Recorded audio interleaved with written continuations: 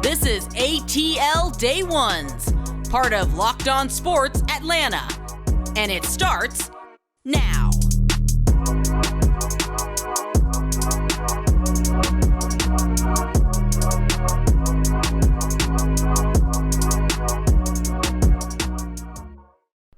Welcome into ATL Day One with Jarvis and Tenitra. We want to say thank you for making ATL Day Ones your first listener today. And remember, we're free and available wherever you download your podcast. And wherever you download your podcast, we are asking you that you give us a 5-star review. We really appreciate that. There are some good things cooking in the Atlanta area. Another Rook made his debut last night. We'll talk about the effect on that. Man, I had an interesting thought, T, that I want to run by you and I want to get your thoughts on what you think about the Braves going forward. And Michael Vick has some interesting things to say about Marcus Mariota. We'll talk about that. And last but not least, and for the culture, why was Domino's opening up locations in Italy anyway? And the Hawks got the number 2 ranking of off seasons. And for the culture, we'll talk about all that. But before we get there, the Braves win last night, T, 8-4. By sweeping the Red Sox, And I think that when you look at the type of performance that we asked that Kyle Wright put out there, he listened, he heard us, and he went out there and did his thing. 6 innings pitched, only 1 run given up. That's all you can ask for in the 14 game winner now. Right. And the good thing is the strike count was on point in both outings, right? Four strikes the last time out and 5 strikes last night, right? But that's the only thing that was the same in that last 6-inning outing versus the 6-inning outing last night. So back to form. And I think a lot of that has to do with William Contreras calling a good game. So we saw Kyle Wright kind of get back to form last night. 14th win. Now he's leading the majors again in wins. And all we need him to do is just keep being that Kyle for the rest of the season. No doubt about it. And I think, unfortunately though, the Braves weren't able to gain any ground because it seemed like the Mets, they playing a soft part of their schedule there by Cincinnati Reds. They beat them 10-2. So the Braves still remain 7 games back, making this time when the next time that the Mets come to Truist Park is going to be important, extremely, extremely important. But I think, Tito, I had an interesting thought while watching the game last night, and I want to run it by you I want you to let me know if I'm crazy or not. But before we get there, we got to talk about your favorite, the Built Bar. How about that? Well, it's one of Jarvis's favorites. One of the reasons is because it's healthy and it's tasty. So it's one of those things that you kind of be a gift to your taste buds.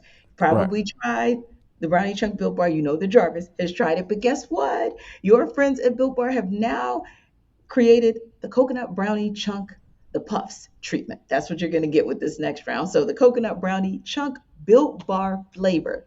Say that all really quickly. In a delicious chewy marshmallow covered in 100% real chocolate. For those of you who are like chocolate nuts, this thing is for you. So if you're drooling right now, or if you can't keep moving because you want to stop and listen, that's a good thing, because we'll tell you exactly how you can get it, and we'll tell you exactly why it is so good. Well, it's low calorie. We all need to keep our calories down. It's low sugar, so we've got to watch our glucose count as well. But it's high in protein, and that is something that really helps us all out, especially if that protein can be broken down quickly with a healthy bar like this one. So now here's the ticker.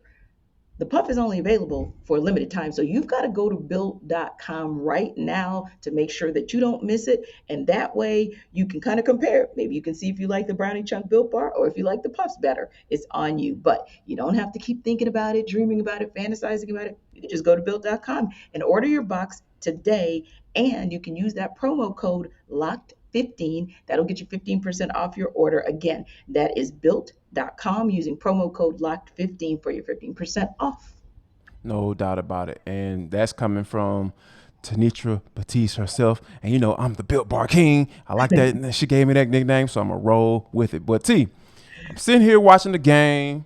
I'm having some interesting feelings, right? Michael Harris was brought up on May 28th. Make the jump from Double A to the big leagues, right? Now Hmm. we see Vaughn Grissom made the jump from Double A to the big leagues and had a very good showing last night. He had a home run, literally knocked it out of the park, like out of the entire park at Yeah. Fenway in Boston. And like I couldn't even imagine, what was going through his mind when he actually hit that ball out of the park in such a Right. historic, venue. And so, Mhm. and his parents were in the crowd as well. So I think that was really cool. But Definitely. my mind started going a little bit, right? I started thinking, Hmm. I was like, all right, so this dude plays shortstop, right? And Hmm. he's playing second base right now because, Orlando Arcia went down. Hmm. Ozzie Albies, he'll probably be back sometime in mid-September. Right. Is this Dansby Swanson's replacement? Well, I think it could be. That's an option. I think we're very far away from that being a truth. But I think when you list him as what he is, which is an infielder, then you know that you have options and where you can put him in the infield. It does at least tell you that your top prospect, if negotiations don't go well with Dansby Swanson, can actually take his place. So I think it's one of those where, like those too early polls in the college football season, this might be too early, but I get it. You can't help but think about it. But that is one area where I saw some video that was real cool video, pregame video, where Ron Washington was working with Vaughn Grissom because unfortunately that is his area of weakness if he actually has an area of weakness Right. that is his fielding. So he was really working with him, and you could see a couple times where he, missed that ball, just like we saw last night in the game, just a little, miss there, which cost them a double play, cost the Braves a double play. But Ron Washington was there, telling him, okay, how to angle his body, how to prepare a little bit, how the split second timing will make the difference in being able to do a double play versus not so much. And again, Jarvis, this is his first game in the majors. So could have been a little bit of jitters, if you will, but we know that's an area that they have to work on, especially to get up to the level of where Dansby is, because he has proven himself to be an He's a Gold excellent Glove guy, infielder. no There doubt. you Yeah, go. When yeah. you're a gold glover, that speaks for itself. So I like that people are thinking about it. I know that Alex Anthopoulos is probably thinking about it and glad that he has that in his back pocket because, hey, Jarvis, real talk. It certainly would be cheaper than going out and trying to get a free agent to replace Dansby should you lose him.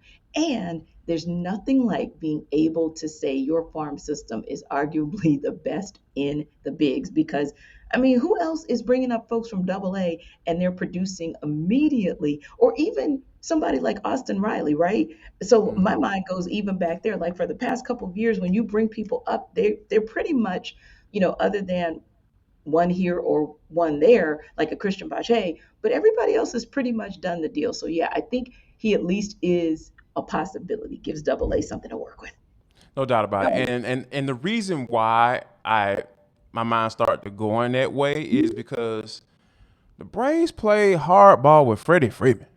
Mm-hmm. Freddie Freeman is arguably one of the best players to ever put on a Braves uniform. And Mm-hmm. that's saying a lot. Like I said a mouthful. Like I'm literally almost at a loss of words because I just said that. Like, think about all the people that have come through the Braves organization. And when you think about them saying, hey, here's what we have to offer you.